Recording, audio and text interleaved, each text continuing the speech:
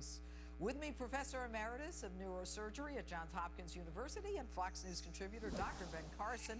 Dr. Carson, is Obamacare website fixed? Well, I guess it depends on how you define the word fixed. And we know that there are some people who like to do redefinitions of everything. So according to their definition, yes, it would be fixed. But, you know, we have to ask the question, what really works for the American people? You know, we're in a situation where 85% of people had health care that they were satisfied with, and we've turned the whole system upside down for the sake of the 15% who did not have it, and there were certainly many good ways to take care of those people. And Dr. Carson, let me ask you this. Did you hear in my open, I was talking about the woman, Maria Silva, who's a stage 4 breast cancer patient who was happy with her health care, had a scheduled round of chemotherapy, and then gets notified she lost her insurance. She goes to the doctor, he says, you have no insurance, ergo no chemotherapy. I mean, how many Americans are like this, are in a situation, this limbo where, I mean, they need life-saving treatment and they need it now? Well, one is too many. And we have a situation now where we're talking about millions of people. And whether that represents 1%, 5%, 10%, you know, one is too many. We have to get away from this mentality that, you know, you don't really matter. We're looking at this group of people. This is never what America was supposed to be. And it is important for the people of America themselves to start having compassion for each other. Because if we allow the government to take a segment of us and say, you're not so important, but I'm going to take care of this group, then we are just as guilty as the bureaucrats in the government. And, you know, Doctor, when you say that the American people, I mean, obviously they care about each other and they care about their own health care. I mean, can you fathom ever in history of hearing an administration say, oh, well, it's only that 5%, you know, it's only 15 million people, you know, not a big deal. It's almost like, it was only 4 guys in Benghazi. We didn't send the troops. I mean, it's just, to me, it's shocking. What we always say in surgery is maybe the risk of something happening is only 1%. But if you're that 1%, for you it's 100%. And we need to be looking at it that way. And you know, it seems to me that if the government wants to fix a program, why not offer something that is so good that people flock to it, rather than something that you have to twist people's arms to go into? Isn't that the way that America has always been? Isn't that the way that things were established?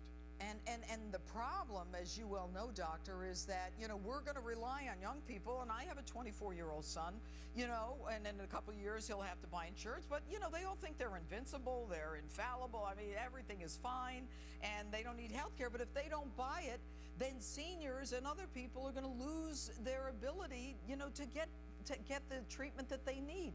I mean, of course, but of course, you know, if the young people can stay on their parents' insurance until they're 26, then why would they bother to be looking to get onto the insurance themselves? You know, the system actually works against itself. And I'm not sure that anybody has really put a lot of thought into this thing. I think it was really more an issue of what can we do quickly in order to gain control of healthcare, because that is such a huge portion of the budget and such an important factor. We have turned over to the government way too much. This is a wake-up call for Americans. You know, I recently, just a few weeks ago, I had a triple hernia surgery. That was a real hoot. But I must tell you that all of the doctors ahead of time and then surgery, they wanted money in advance. I've never seen it like this before. I mean, usually, you know, submit to your insurance. I mean, are we going to see more and more doctors opting out of plans and not willing to care for us, and more people having to go to second-tier hospitals now? Yeah, well, it's already happening. You know, 7 out of 10 doctors and portions of California are opting out of the exchanges. They don't want anything to do with them because, you know, the rates of payment are so low, it doesn't even cover their costs.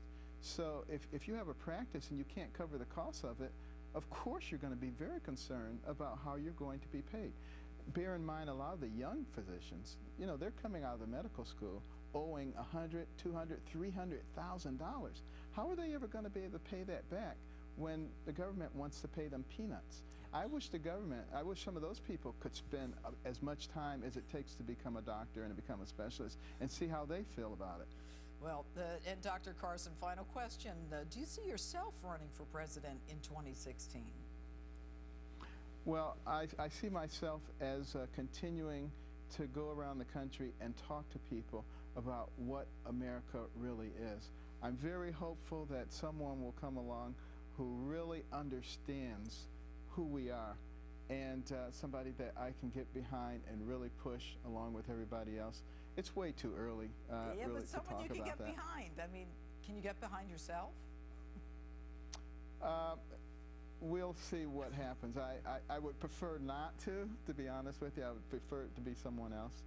But I am also very concerned about our nation. I'm concerned about the next generation. And I'm confident that we're going to find a way around this.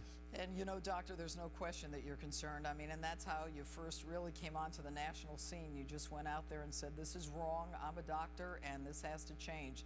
Dr. Carson, thanks so much for being with us tonight. Thank you, Judge. All right.